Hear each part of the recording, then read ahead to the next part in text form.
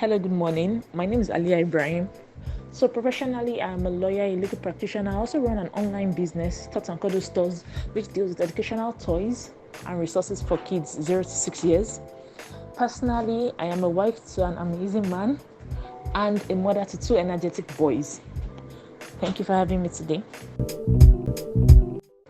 In my opinion, I don't think there should be a difference between chores for boys and chores for girls. The idea is to raise a whole child, irrespective of the child's gender. So when we talk about household chores should be the responsibility of everyone in the house, be it a girl or a boy. It is said that it takes a community to raise a child. However, this community can either make you or mar you. Now let's look at it. So the community consists of, yes, the parents, we have the society, and yes, we have teachers in this case. When you look at the parents, we are the primary caregiver of the kids, and yes, they say charity begins at home. Yet at times we tend to focus more on our female kids. Oh, let us bring them up so that they'll be better wives in future. However, we forget that our boys are also there. And rather than instill the same discipline in them, we tend to overlook it that their job is just to bring in money, which should not be the case. It might have been the case some years back, but right now we are more enlightening that we should try to take away these mindsets from our mode of upbringing. And one thing I can really applaud is that parents of nowadays are very intentional. They are becoming more intentional about raising their children, irrespective of the gender. Then society also plays a major role. You see, like for example, when it has to do with maybe an issue of domestic violence or an issue of any form of disagreement between couples, the next thing is, oh, you are the wife, it's your job to do this. You are the wife, it's your job to do this. There's this every responsibility placed on women. So at times you see women keeping quiet on matters, not because they are fulfilled, not because they're satisfied, but because society has dictated that it is the role of a woman. Who exactly sets this role of a woman? Then when it comes to the school too, when it has to do with teachers, fine, teachers are really trying, but when you look at the books, I saw a book recently where I think the question was, what's the function of the head? And there was a picture of a girl carrying load on her head. So the function of the head is to carry load on the head. So in other words, what are you trying to portray to the society? What are you trying to portray to the kids? That it's the work of a girl to carry load rather than using her head for something else which can be productive.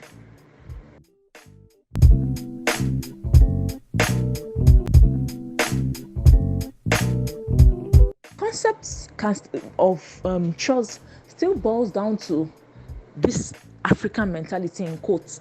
However, when it has to do with men and chores in the house, I think men have been there's no doubt. We all know that yes, the man is the head of the house. Nobody's taking that away from them. However, what makes you the head of the house goes beyond your financial obligation towards the family. It goes beyond you being a father. It goes beyond you paying their fees. It goes beyond you putting food on the table. It has to do with a joint effort. Raising a family is not one-sided. The woman did not get pregnant on her own. It was a joint effort. When she gives birth, she should not be left to take the responsibility on her own.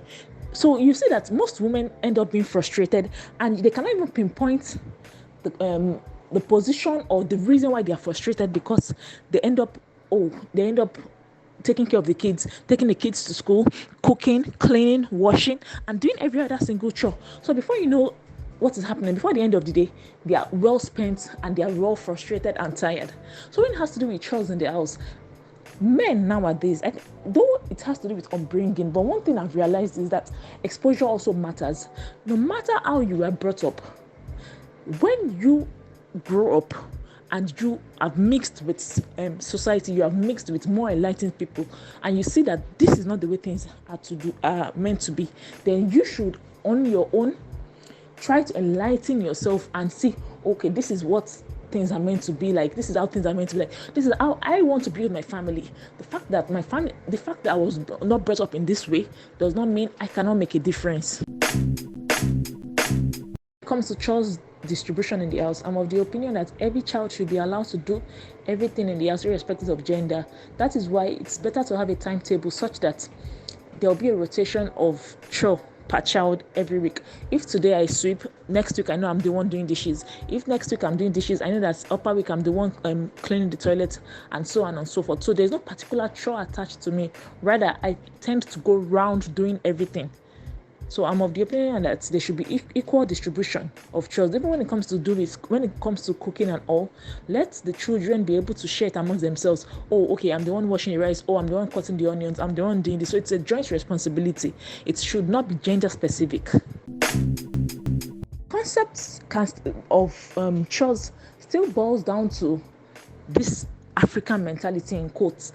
However, when it has to do with men and chores in the house, I think men have been there's no doubt. We all know that yes, the man is the head of the house. Nobody's taking that away from them. However, what makes you the head of the house goes beyond your financial obligation towards the family. It goes beyond you being a father. It goes beyond you paying their fees. It goes beyond you putting food on the table. It has to do with a joint effort. Raising a family is not one-sided.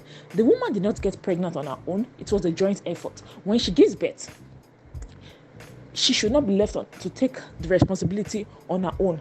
So you see that most women end up being frustrated, and they cannot even pinpoint the position or the reason why they are frustrated, because they end up taking care of the kids, taking the kids to school, cooking, cleaning, washing, and doing every other single chore. So before you know what is happening, before the end of the day, they are well spent and they are well frustrated and tired. So when it has to do with chores in the house, men nowadays, I think, though it has to do with upbringing, but one thing I've realized is that exposure also matters. No matter how you were brought up, when you grow up and you have mixed with society, you have mixed with more enlightened people, and you see that this is not the way things are meant to be, then you should on your own try to enlighten yourself and see, okay, this is what things are meant to be like. This is how things are meant to be like. This is how I want to be with my family. The fact that I was not brought up in this way does not mean I cannot make a difference. One thing I do in my house is when it has to do with chores. Okay, my kids are 5, and I have my first is 5 years old and my second is 17 months. But when it has to do with chores in the house, I let them know that no chore is mommy's responsibility. If I'm doing something and I tell my son, my 5-year-old, go and do this, and then he says, okay, mommy, I'm helping you to do your work, I correct him immediately. I say, no, you're not helping me to do my work. This work is a joint responsibility. Anybody can do the work. I'm very thankful for my husband that, yes, he supports me in this, because he also does not just leave me to do the chores. I don't like doing dishes. I can cook. I love cooking. Kitchen is one of my happy places. So I cook without any issues. But when it has to do with dishes, I don't like doing dishes. And so I cook, my husband cleans. I can be taking care of one child, he's taking care of the other child. So it's not written. We don't have this rules written, but it has to do with a mutual understanding that, this is a strong point, this is his weak point. Then we try to balance it amongst ourselves such that one person is not spent and the other person is energetic. So we also the kids see this, and we also try to instill it in them that there is no chore that is made for a man, there's no chore that is made for a woman. Every chore should be done by everyone, and there's no chore that is, mommy's chore. No. It's a joint responsibility. It's a family, and together we have to build the family and mold it the way we want. Has to do with saying that yes, we know that going with times now, you can outsource almost all of these chores, but notwithstanding, it all depends on where you are at some point in time or at every point in time. Now let's take, for example, before you talk about outsourcing, look at your financial standing. Look at, now let's take this particular period, for example. We're in this COVID era, and not everyone has a living help. Most people do live out, but due to COVID, they had to put a pause on it to avoid too much exposure. So at this point in time, where you are not really comfortable with hiring an outside help to outsource, or even if you don't get the help, would you then say, since you can outsource everything, so there's no help and let's leave our house undone? It's not about you having the funds to do it. That does not mean we ourselves should not. Everything has to do with discipline. it has to do with raising a whole child. The fact that we can outsource does not mean we should not teach our child. It's just this, even when we get outsourced, even when we get help, they learn from what we do. When they see, this Oga does not even know how to sweep, before you know what's happening, they too will start lagging behind that. After I cannot do it, Oga does not even know how to boil water, madam cannot even do this, they would also start lagging behind. But when you lead and they say, oh yes, this person can do it, they follow and they would respect you the more. So yes, you might be able to outsource, but not everybody has the financial capacity, not everybody has the emotional strength, not everybody is even ready to outsource. So what then happens? And when you outsource, everybody knows that when it has to do with things like this, it's unpredictable. You can decide to outsource and the next day the help is gone. Then what do? You are stuck and you don't know how to, you can't arrange, you can't manage your family, you can't manage your house. So irrespective of this, we are not, and those people that you're also saying you're going to outsource, they don't plan to remain workers for life. They also have a future. They're also working towards their future. Most of them are saving towards a future. So when you say you want to outsource, at some point in time, you might not even have help. You might not even find help because they are also trying to move forward in life. Not everybody wants to maintain a particular circle for life.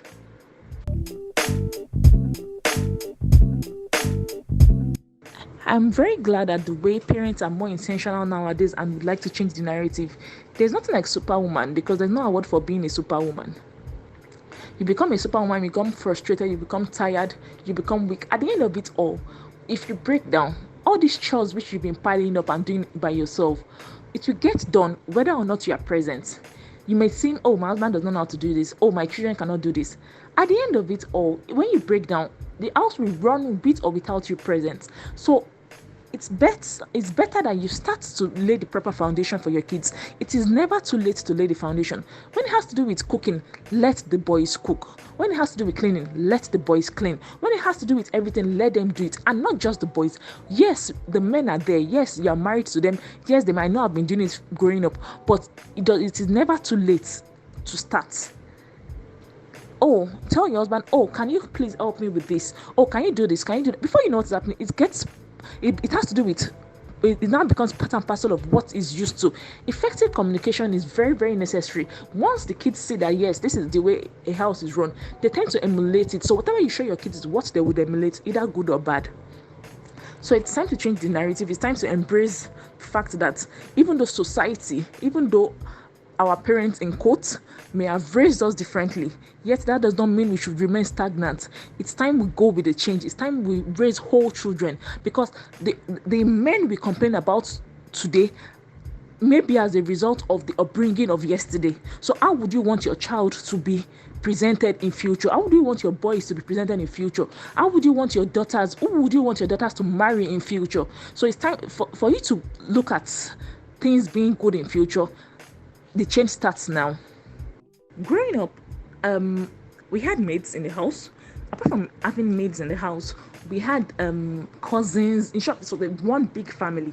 So, but irrespective, one thing my parents still instilled in us was, oh, this maid is in this house because of them, not because of us. So that does not mean that we should not be able to do one or two things. So if at any point in time there was no maid, that never stopped us from doing things.